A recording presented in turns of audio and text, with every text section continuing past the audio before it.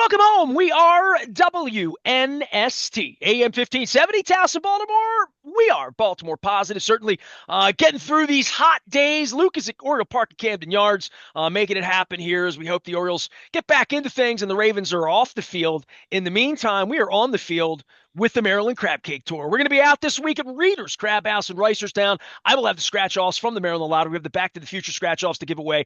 Just great guests coming up, great Crab Cake Tour stops. We're going to be at Di Pasquale's on the 8th of July in the morning before it's 102 degrees. Dan Roderick's going to join us. Joe Giordano is going to join us. There's a rumor that Pete Grinch is going to come back to the old neighborhood in Islandtown. That's on the 8th. And then on the 10th, we're going to be at Costas in Timonium, the new location, which we invite you to the racetrack at Timonium. Just don't come for crabs. If you want crabs, you got to go to Dundalk to get them. They don't have crabs at the Timonium location.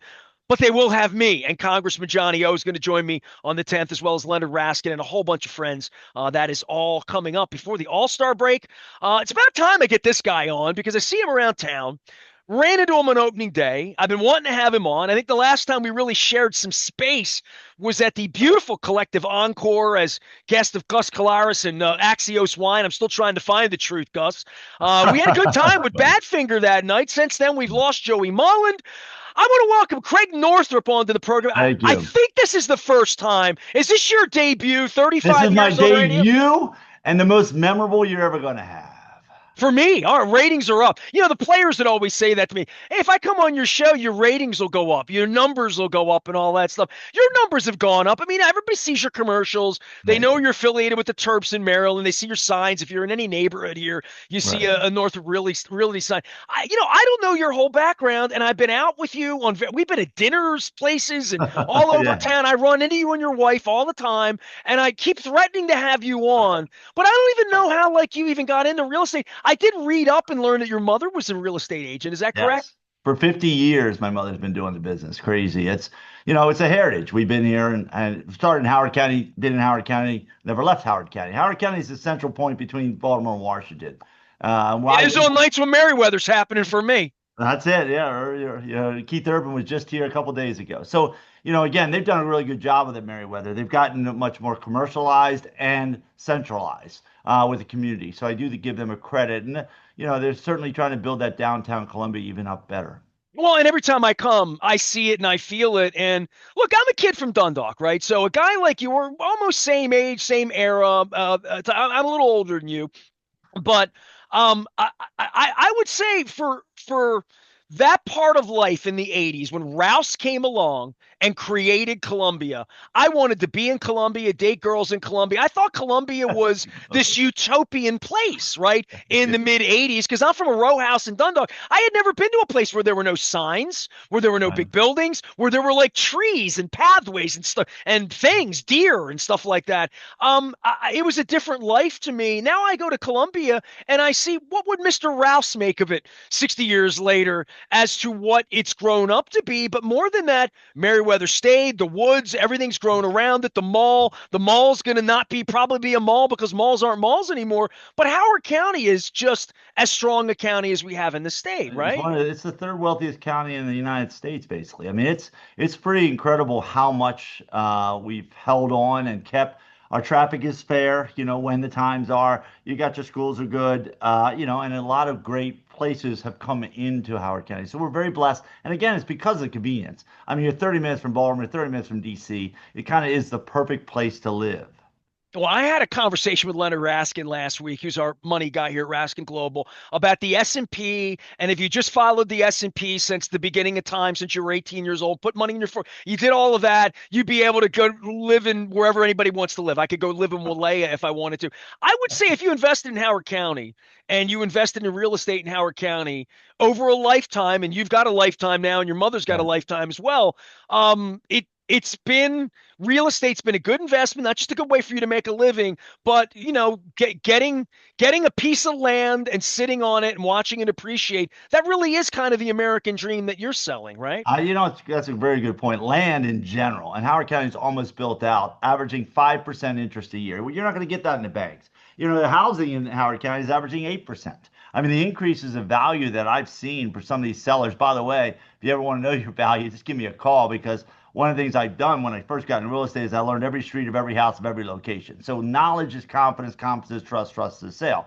So with that, I have people that are making, 100, 200, 300, $400,000 in equity in a couple of years. It's not even like 25 years. You had to wait 25 years to make that kind of money. Right now, if you bought a product before COVID, let's just use it because COVID was a really good example of it. You were making some really good investment money in all, I would say all counties, because what happened was COVID realized when we kind of got quarantined that where do you quarantine? In a home, right? You need a home. And what you found is you didn't live in the homes for more than a couple, you're in, you're out, you're in, you're out. You're not really staying there. It's not a staycation. You're kind of, and once you got quarantined, you realize, hey, I need a bigger house.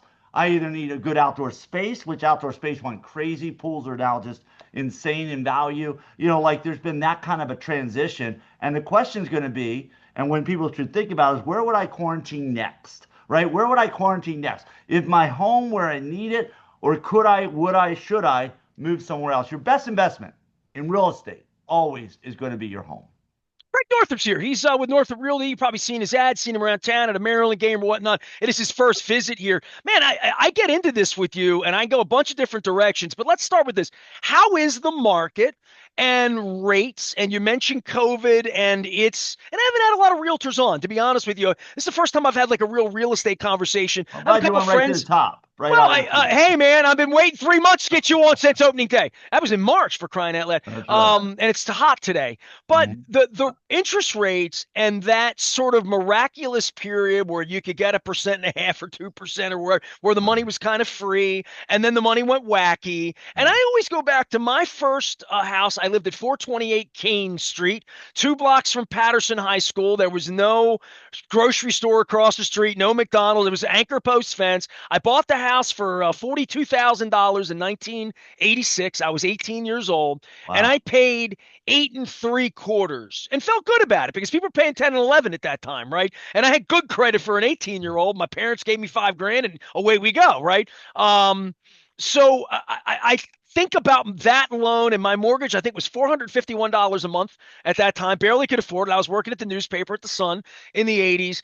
And now, my wife and I made a move 3.5 years ago. We lived in this condo. We lived in Unit 23-9 of Harbor Court for 19 years. Lost our ass, Craig. I mean, if I had bought in Howard County, I mean, literally, I got annihilated in the market. So, for me to think about getting in at 7.5% versus 2.5%. As an old guy, I know the difference. And there's a time to buy, there's a time to sell. Nobody rings the bell, top or bottom. We know that, like the market. But right now, good, sort of middling from a value standpoint. And how's inventory right now? Because All I right, so haven't the been in the market. fantastic question. First of all, my mother, when she first started selling, 16% interest rates. So I Woo, do want to be clear that was really high when it sweet first. daddy. I know, right? So now, we were down to twos or threes, and a lot of people bought, obviously, and have are sitting on mortgages that are low. So it is, so what has changed our market, like, it's a fantastic market because if you want to sell your property, there hasn't been a lot of inventory. There will start being more inventory, but a lot of sellers don't want to sell at 3% or 2.5 or 3% and move into a 6% mortgage rate. So they're kind of waiting for that to come down. The feds, everything has fallen in line to come down in feds. Feds just haven't done it. They're just being stubborn. I mean, that's just all it really comes down to on that because everything is aligned to come to do that. Lawrence Yun, NAR's economist, he's coming to our retreat next month. He has predicted that it will. Well, when it does, it will get down. He believes down to about this, to really in that little bit below 6%. When that does that, it will. This 5.95 will change 5 point things. something, anything with a five.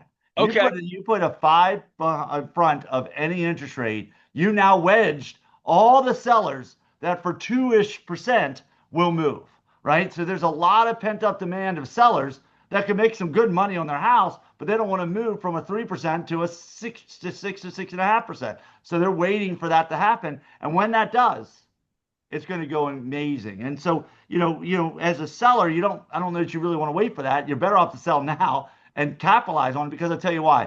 You could wait for that to come down, But if I can make you 100 grand more right now because of low inventory, why wouldn't you just sell it now, make that money instead of waiting for a percent to come down on the interest rate? That logic doesn't pay dollars, right? It doesn't. It's just a mindset that says, hey, I want to keep my mortgage down. I get it.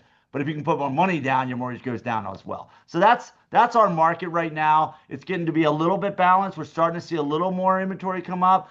Buyers are still buying. They've gotten over the interest rate pretty much. They're buying any good product selling. Well, How everybody's carrying a mortgage. It's just how much it's going to cost me a month to be where I want to that's be it. for my kids, my job, my school, my wife, my life, All that. my family, right? Because when people come, selling a house is a big thing, man, right? I mean, it's Mhm. just there's a lot going in, especially now that guys like you are coming around and flying drones around and video. I mean, the touring alone from what used to be how I bought my condo in 2003, which were snapshot pictures, Yeah. to how not just you, everybody, the industry standard. I'm blown away. I ran into Mike Rowe in recent times, and I don't think of him as the odd jobs guy or the dirty. I think of him as the about your home on Sunday afternoon, and and they would do those. Come on, man, you're laughing because we vacuumed every Saturday and Sunday watching Mike Rowe and those houses, and how they were shown then and how they're shown now. If you want to show your house off, it has to be immaculate, ready to go. You have to have a professional like you really come in and show And it I'm going to off, tell two right? points on that. First of all, when you sell a car, what do? You clean it the best ever, right? So it's the same philosophy if you think about it, because you really know you're going to get the most money. So, decluttering is the biggest issue with most houses. Highlight the features, limit distractions. Houses are staged sell 50% faster. Houses aren't staged over 17% more money. 17% Hold on, more money. you talk too fast for me.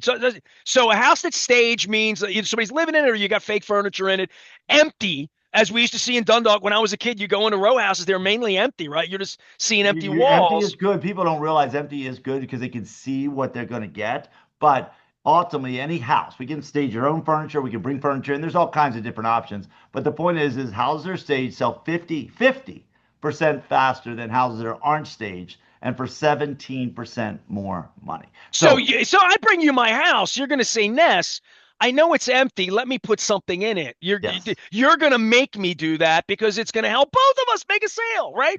and we have virtual stage. You don't even have to pay anything. It's really kind of cool. It's actually virtually done. I sold Kevin Spacey's house way back when, and when I always said I used to brag about that. I don't anymore. But the point is that we virtual stage that, so you can make a house look online and in the brochures, which are fusion photography, Matterport, floor plans. We do it all. And to the graphic that's behind you, and basically this podcast, it's that same vision. It's like you can feel like what it's going to. You can see. You eat with your eyes first, so you can feel that emotion, that living there by what we do in our photography, in our brochures, in our writing. It's a kind of amazing.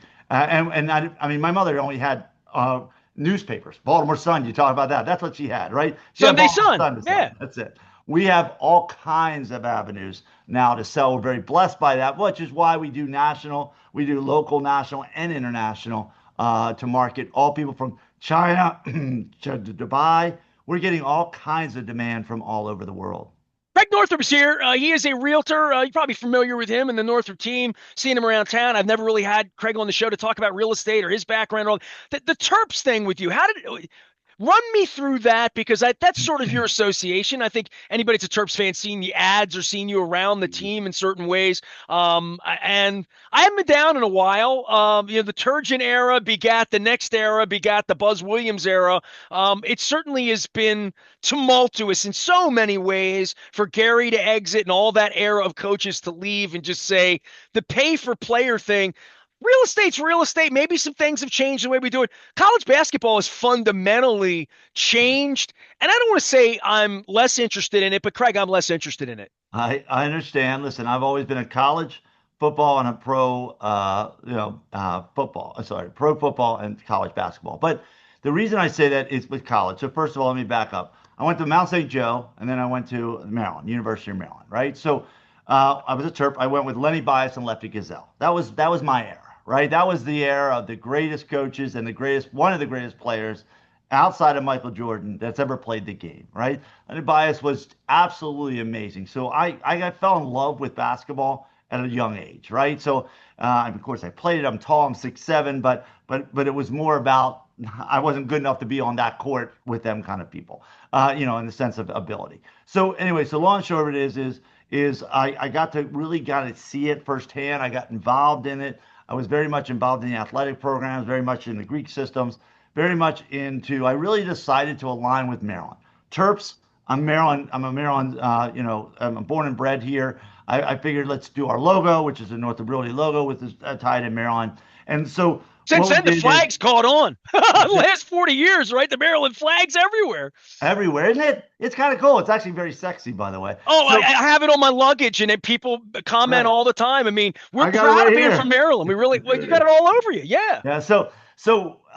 Ironically, with that, so as I got into business, what I found out is that you got to get into TV, you got to get yourself out there, you got to be memorable. So I did a commercial. My first commercial was on a cul-de-sac. I said, "I'm a Maryland resident and a University of Maryland Terp. Buy or sell a house with me." That's all I said. Literally, it was like 25 years ago. All I said was that. Like it's not like sophisticated. Just do something different. I was first ones to get on the TV. Then I started getting tied into Terps and branding myself and really kind of getting involved. I did all the Terp clubs. I'm an alumni. Everything I could do Terps. And I aligned with all the coaches. I sold a lot of the coaches' houses, things like that. So there was a story. It was a fun story. I was walking in a home. Somebody called me to sell their home. I walk in the door and there's this little boy, and his name is Mike, and Mikey I call him. And Mikey goes, "You got to come see my room right now." I said, "Well," and the parents were standing there too. And I said, "Well, I should probably see the house first." He goes, "No." The parents said, "Mikey's been waiting all day for you to come in the home." I said, "Great." He said, "Go see his room and then we'll see the rest of the house." I go upstairs to see his room. It's an aquarium, beautiful aquarium, all painted walls, very similar like here in the sense of it's got fishes and frogs and all that stuff. I And said, all "What?" you're thinking is stage his house differently. I mean, ultimately, but really at this point, I was kind of wondering where he was going with it. And he goes, "Boy," I said, "that's really beautiful." And he goes, "No." He said, "Do you see that turtle in the corner? When I see that, I think of you." And that's when I knew branding with the Terps was one of the best things I've ever done. I did the Lenny Bias 25-year dedication to him I gave everyone the jersey. They were standing outside buying them as collector things that same day. One of the best promotions ever done with Maryland. I'm working with Buzz Williams to buy a house ideally. That's the goal, and the staff.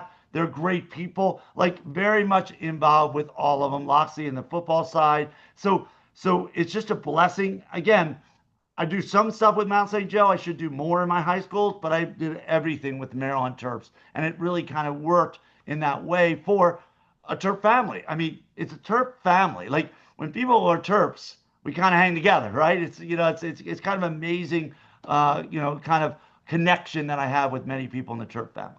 Well, I think you get a new basketball coach and some new blood, and certainly bad blood as the other coach left, Oh, but certainly fresh things. And listen, I'm trying to navigate this like navigating AI, right? Like no one knows there are no guardrails. I remember seeing Gary Williams speak up here in Timonium at an event about 2.5 years ago, and he said, "Well, at some point they're going to put some guardrails in," and I'm like, I don't know who's coming to save this in the way that the NCAA and in the way that all of and I'm sure you're active in it as well. And right. Kevin Plank and Steve Bisciotti and all the Maryland boosters in saying, how can we buy the best point guard? How can we buy the best center? How can we get the best players? And that was something for Alabama football. That was something that certainly came in FedEx bags in the overnight at Kentucky a generation ago. That we're going from it's like cannabis. We're going from something that was illegal to something that we talk about, and we're trying to make the divide happen with fans, with sponsors, with the people who may have money to support bringing players in, and then the whole ethics of should we be paying players? Should the coach be the highest paid state employee and all of that stuff? But this is the engine that college sports has generated through people like you that support it, and people like me that have talked about it for 35 years, and people like Gary Williams and Len Bias that built it, Lefty Driesell. But Right. I don't know where it's going, Creig. And as a fan, as a sports guy, as someone that would buy tickets or have time for it, um, Just the first thing was leaving the ACC for Maryland was a little traumatic for the They fan had base in a to general sense, financially, right? and people have asked me that a lot. They had to financially because the only programs, sadly, the programs that fund the college are the basketballs and the footballs, right? Traditionally. But they have track programs and great lacrosse programs and all these others. In order to fund all that, you had to go to you had to go to the other one. I mean, don't get me wrong, we all loved the Carolina Duke matches. They were amazing basketball, but we traded that for very tough football. SEC is very tough football, and we're getting really good in the basketball arena, and I think we could dominate this year. I predicted that they will definitely be in the Sweet 16 this year. I just think Buzz has got the buzz. I mean, analogy wise, he's a team guy. He loves the game and he loves the players.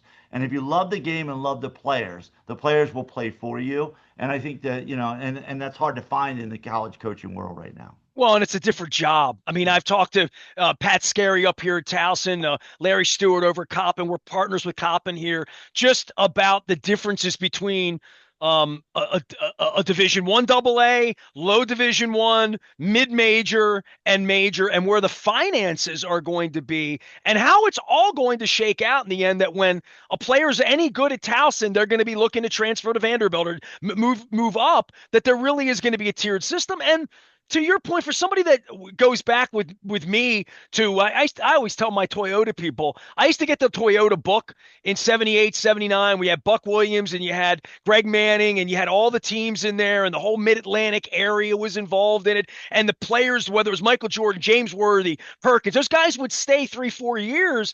That era is over, and it's more like pro sports with like the Orioles. Are they good this year? Will Zach Eflin be here next year? I don't know. College is going to be more like that, and I think younger people will catch on to that. We're going to have to catch up to that because Buzz Williams isn't going to build dynasties. He's going to have to build 1 year teams, and that's throughout football, basketball, through I, every sport. I think that's what's happening anymore. I mean, I think that's it. You got the 1 year to make it happen, and what are you going to do to get the best out of your players? Like Queen was amazing. We knew we only had 1 year for him, but he's going to go fifth round in the draft in NBA in 1 year. He was a freshman, but we got a good year out of him. Sadly, the coach did not help us when he doesn't even show up for the dinner for the night before the big game. But that was sad that we went through that transition. But Buzz will One of the fix it. weirdest things in Maryland history, going back to the day Bias died, I thought Mhm. to have a coach that just sort of walked out. I mean, I don't think we've experienced that. If you're an SEC football fan, you remember when Tuberville was getting on planes every week and a half, running around before he's running the government Yeah. and getting jobs. But there is a point for me as a citizen, as a taxpayer. Look, I get salty when stadiums $600 million are given to billionaires, and I do have I get my Dundalk bird up about talking down to the lower class and giving away to the upper class. But there is a point where if the highest paid employee in a state is a coach, is a sports coach, it's a different kind of business than an education system. And that's through 50 states because that's true in like 35 states. The highest paid employee is a football or a basketball coach. That is true. That is true. Creig Northrop's here. He's doing real estate. Inventory's out. We're trying to get the rates down. We're trying to get the terps up. Anything you got on the Orioles? I ran into you opening day. I know Yeah, you Orioles, know. boy, opening day, I love it. I love the energy. I love the things. They're certainly trying as Orioles in the sense of keeping the stadium's gorgeous. We're very blessed by the stadium of Orioles and Ravens. I got to be honest. I think transition is what Orioles keep going through. I'm not sure why. I don't have that answer. I wish I did. I mean, Cal Ripken's certainly a friend. There's comments that at least he's, should be more involved in the stadium and what they do and all that. I don't know where that is, Well, I but don't know what he's doing. That's part of like he was on the broadcast and they're doing the bobblehead this week. I think the fans don't know how involved he is or isn't at this point. And I think last place is a tough. No one planned for this. They don't have a no, plan for last place. I don't think any of them, because I don't think they thought this was possible. And all the injuries have been a huge, huge part of this. They got their yeah. manager fired. It's been a tough year for them. It really It's has been a been. very tough Oriole year. I think it's a Raven year, to be honest. I do. I do believe that it'll be a Raven year, and I think that Orioles will rebuild and be stronger. Listen, they do a great job. Their stadium's great. The people are great, and we're very blessed by the Orioles.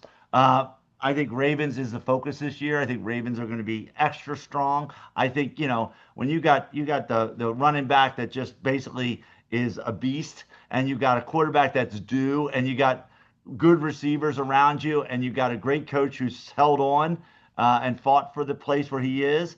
I think you're just going to see a lot of good things for the Ravens this year. I think one of the most telling things was Jair Alexander wanting to take less money to come and play after playing in Green Bay. And he's got a lot of money in the bank, and Right. these guys have a limited period to earn. But part of that is they want to win. They want to have fun. They want to be around winners. And I think the Derrick Henry thing last year coming in with Lamar was part of that. Right. And Craig, I'll tell you, I go way back with the Derrick Henry thing to 4 or 5 years ago, tweeting out they need Derrick Henry. If they have Derrick Henry, they'd be unstoppable. So believe me, if they're holding the Lombardi Trophy second week of February, I'll be the first guy sharing my 2021 and 22 tweets saying, "See, I told you so." Just like when Creig Northrop tells you that he's going to sell your house, he's going to get it done for you. Uh, 100%. I love that. um, for people in the thinking about selling their home and they call any real estate agent, we all have somebody in our phone book, our friends, family, whatever. What is a good real estate agent? And you employ a lot of them more than ever. But when someone comes in to be a realtor for you, if I have a friend that's looking to change and they want to come work for you, what is the ethos that you bring into this after all the years of doing this? Because rates are going to change, but lands, houses, with the technology we use to sell houses now. But if I had a house and brought it to you right now, what am I looking to do? Well, I think it's a great question. I think knowledge is important in a marketplace and to live where you sell. All of our agents live in the areas they sell, which I think is majorly important. So they know the local stores. They know the local reasons why people move there. They know what it takes to get your house sold. Then we have a whole staging department that stages your property. We have a whole marketing department that's going to put it all out there. We've got all kinds of things that are different in our reach. We're going to reach to we have 160,000 database because we've been doing this for so long, over 50 plus years. I've been doing it 37 years. My mother's been doing it for 50 years.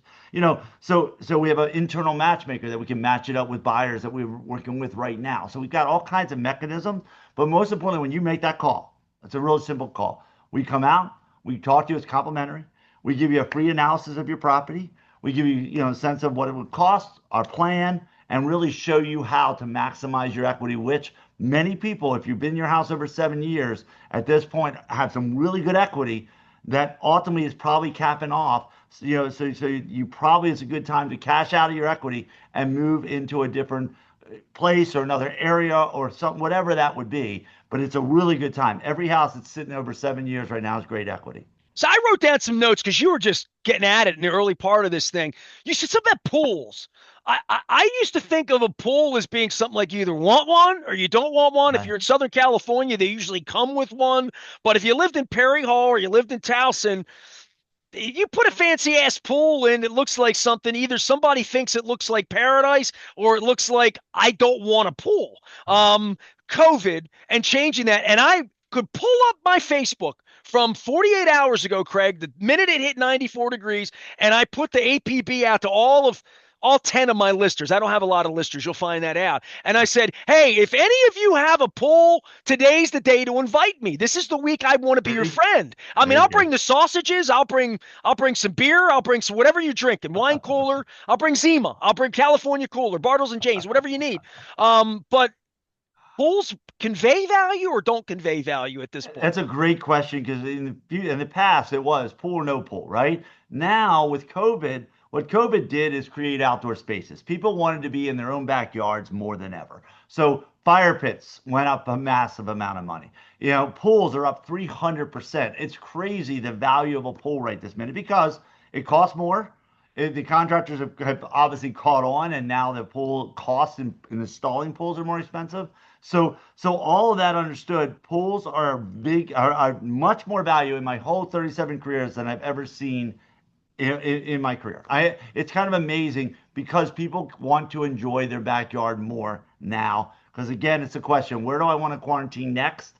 And that's where the pools and the fire pits and the backyard kitchens and all the great stuff that you can do out back have become a huge excitement. I'll give you an example of that. I just on my Facebook page, which anybody can go to. There's a house right now. It's on Clifton Oaks, and you'll see the backyard, and you'll see the pool and the pool house and all that, and you'll get a sense of feeling like what it could be like to live there. And at 100 degrees, wearing suits a little hot, the pool looks really good. My best post in the career history was a house on Maryvale. I'll never forget it. It was 20 years ago. I decided to jump into a pool with a suit.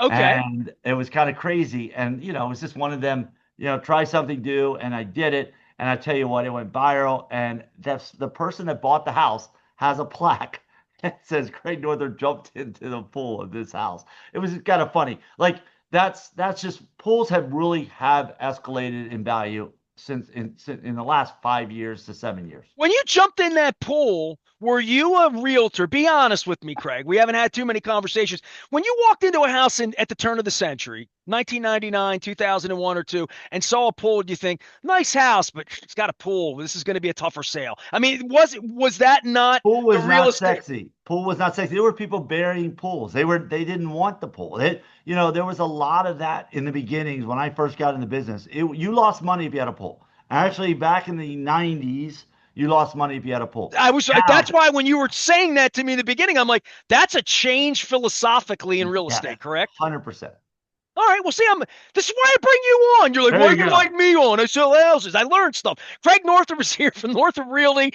You can find him. I also wrote something down here about retreat. You said you're having a retreat, and I know you do all sorts of charitable stuff. And if I ever get you, do you eat crab cakes? I mean, I don't know Of about you, course Howard I do. County I eat people. crab cakes. I'm born in Maryland, for Pete's I'm sake. just checking. I would never have a crab cake outside of Baltimore. I mean, I tell people Montgomery County, I had my worst crab cake of my life in Montgomery County. They Wow. made it like a chicken salad sandwich. I'm not kidding you. They may have had raisins and celery and I don't know what the hell it was. And PG County, maybe. I mean, Michael Steele took me for a really crab bomb, was really good over in Laurel. So I feel differently about excuse me, Prince George's County. I don't want to offend That's anybody. right, please.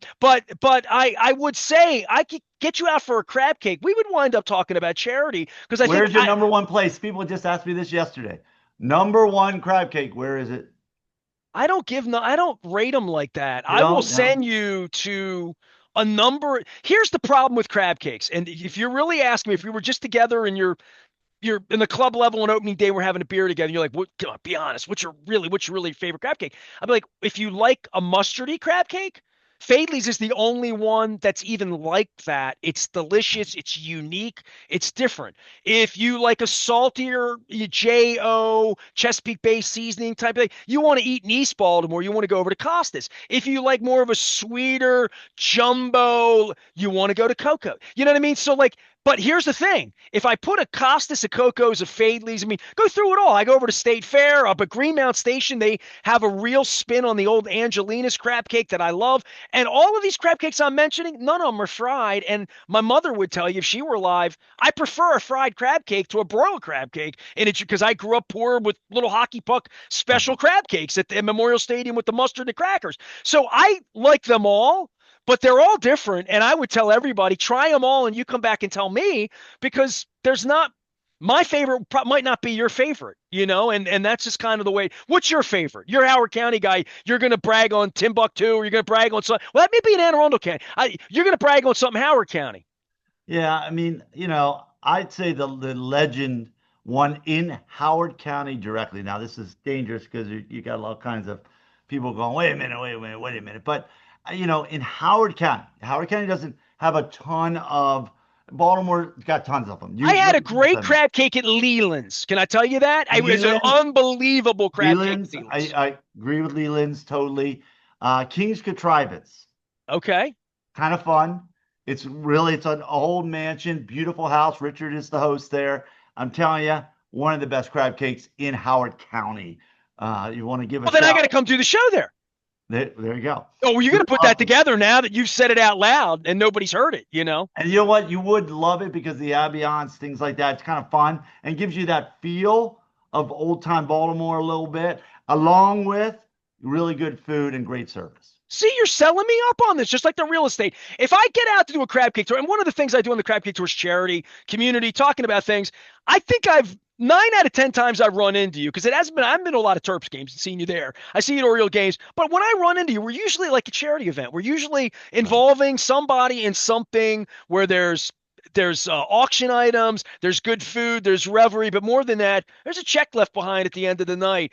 I would think you've written as many $150 tickets and $1,000 tables as meant as anybody. That if I had a table for a charity thing, I'd call you because I know you're involved in that kind of stuff. 100%. I do everything community. I mean, I'm proud to be doing a lot with the hospital at Howard County Hospitals. I'm proud to do a lot of the stuff with the CEF events, Alzheimer's, American Heart Association. We call it Northrop Cares Campaign. And so what we do is we focus on certain different charities each year, and then we quarterly do different events. So we're very passionate about giving back to the community. Listen, you buy community, that's why you buy a house. You buy for the communities where you live, what you live. And so it's very passionate for us to give back to them, make them great places to live. And that's why we call it the Northrop Cares campaigns. Creig Northrop is here. He is from Northrop Realty, not just in Maryland, now in several states. You can Right. find them out online. All right, so I think I've gotten through everything here other than your retreat. You want to talk about your retreat? So the retreat, we go to Cambridge because actually we have places. So we have six. We're in 6 states. To your point, we're in Delaware, D.C., Virginia, Pennsylvania, and Carolinas, and of course Maryland.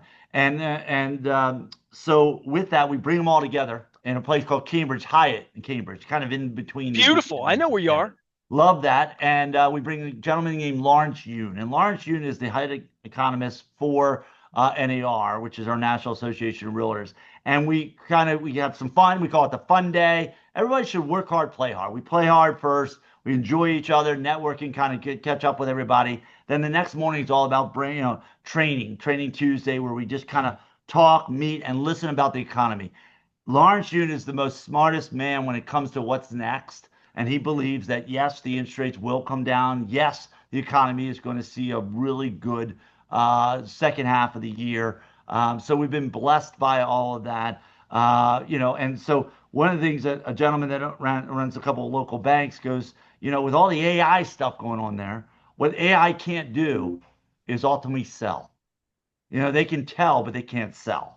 And so what's interesting is I think salesmanship and I think caring. I say to close a sale is you got to be able to care first. You got to be consistent in your message and your brand, and you got to be confident in what you do and how you do it. And that's sort of what we do in the retreats. We kind of remind everybody. We create that culture, and then we bring it back out there, and we're stronger and better for it. We did last year. We did a greenhouse for the Wounded Warriors in Cambridge, and very proud about that. We built them a greenhouse so they can grow their own vegetables and things like that, so they can service them. It's a 500-acre facility right in Cambridge that people, Wounded Warriors, go to get to rest, to retreat, and so we're proud to be aligned with them as well. Well, Craig, I'm going to tell you, get your pen out because you asked me about crab cakes. You're going over the Yes. Eastern Shore. I don't know when you're over there. I don't know how much free time you have, but this is where it's going to get good All because right, let's go. Bailey's, Costas, places I go, sponsors, Coco's. I'm doing the show in all those places in August. So in August, it's my 27th anniversary. We're changing the logo from the Nice. 26th oyster. I'm going to my 27 favorite food items during the month of August. August I 3rd is our love it. 27th anniversary. So I'm going to count these down there. When is your Cambridge retreat? That is in July Oh, 14th. Mid-July, All-Star. Okay, so here's Mid-July. Cambridge is really special place because it's on the Choptank River. I have been privileged enough to go to one of the crab pickeries right off of 50. I'm talking about you can see it off of 50 to the right as you go over the Bill Burton Bridge, my one-time colleague at the Evening Sun. And so you can see where the crabs are picked over there. But more than that, I got a couple of places for you. It's a place called Ocean Odyssey, family owned, right on 50. I You've love it. passed it a million times. It's right on the south bank, or no, excuse me, the north bank as you pass it on the left, right as you're making the left to go to the Hyatt. Two of the finest crab cakes I've ever had in my life. I'm helping you Wow. here, Craig. I'm I helping you got here, it. okay? Thank you. It's a terrible name, but you're 5 minutes away if you're at the Cambridge Hyatt. Wow. It's All called right. Done. Suicide Bridge. Huh. Suicide Bridge Restaurant. It is in Hurlock, Secretary, Maryland. It's between Hurlock and Secretary. It's called Suicide Bridge. It is a 5 minute drive. It is as fine a crab cake as I have ever tasted, and I will even top that because my dear friend Jason Seamer's band, Bad with Names, played in Hooper's Island. You ever been to Hooper's Island, Craig? You ever sold a house down there? No, I'm not, but I know of it. Okay, you've never been to Hooper's Island though. No, no, This is your chance. Have you been down to the sanctuary? Have you ever been through Blackwater National Refuge? Have you done that? no, no. Okay, Craig, here's what you're going to do. You're going to get a bus for your realtors out of the Hyatt just for a couple of hours. All right. And you're 30 minutes away from one of the most beautiful pieces of property. And you wouldn't know about it because you can't sell nothing there because it's a park. Right, It's the right. most beautiful place. I tell people about this all the time. What's it called again? Blackwater National Refuge. You've seen the sign, and the sign's brown when you get into Cambridge. You make a right. You go 10 miles to the right. Birds, fishes, beautiful things. But what you want to do is you want to go from there down to Hooper's Island, a little further south. You're probably about 20 minutes, 25, 30 minutes away at that point from getting to Hooper's Island. And there's a place in Hooper's Island Uh-huh. that my buddy played, and I went down. This is as fine a crab cake as I've ever had. It's called Old Salties. It's in an old schoolhouse from the early 1900s. It has a Wow. complete baseball motif. The man who owned it was a Yankees fan. There's lots of Babe Ruth pictures and old Yankees pictures. I was given this tip by some old heads on the Eastern Shore, and I'm like, Hooper's Island? I ain't never been there before. I got friends that have cousins down there from Essex. And I went down there as fine it's the most remote crab cake that's not Smith Island. I've had one there too. But you want to go to Fishing Creek and you want to go to Hooper's Island and you want to go to Old Salties and you want to get the crab cake, but you want to really stop as a tourist in the Blackwater National Refuge. You probably want to do the Harriet Tubman Trail too when you're down there and see that. It's an amazing a museum there. But there you go. So I built your Eastern Shore. Wow. Look I at just made that. your You gave retreat it better, all Craig. there. Look at that. We didn't know any of that there. And fun part is we're 25 years anniversary of the team and Northrop Realty. So yeah, that's our celebration. So you're 27, we're 25. So kind of fun. All right, I give Northrop Craig crab cake recommendation. You gave me what now? Sweet 16 for the Terps, Lombardi Trophy for the Ravens, right? And can we get a bowl game for the football team for you and for locks, please? Ah, I know, right? Can we get a bowl game? Yes, I think what are we gonna do? Rose Bowl, baby. I'm Let's go checking to the the box. All Rose. right, Rose Bowl by 2030. Let's have a There you goal. go. I I mean, like it. if Lefty can make us the UCLA of the East, we can be the Alabama of the North. I like it. Craig, keep selling houses, keep doing good things in the community, keep your spirits. You're always fun to hang out with. Thank You and you. your wife when I run into you in these fun events, and I'm glad that you spent a little bit of time with me. I get to know you a little better. NorthofRealty.com. Thank you, buddy. It was a pleasure. Suicide Bridge, Old Salties. I'm helping you here. I'm Nestor. We are WNST, AM 1570, Towson, Baltimore, and Hooper's Island and Fishing Creek and Suicide Bridge and Hurlock and Secretary. We go everywhere.